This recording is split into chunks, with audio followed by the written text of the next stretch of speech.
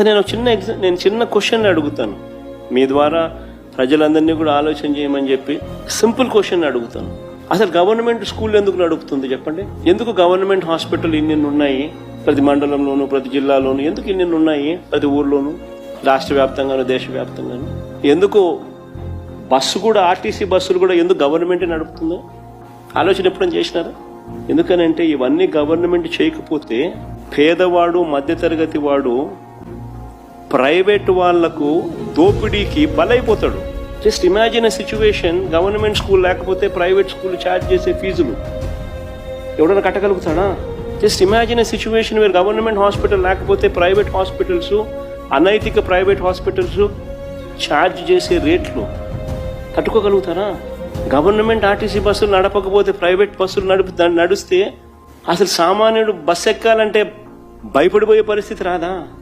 ఇవన్నీ గవర్నమెంట్ బాధ్యతలు. This is the responsibility of the government. Private exploitation కు చెక్కు పెట్టడం, this is the responsibility of the government.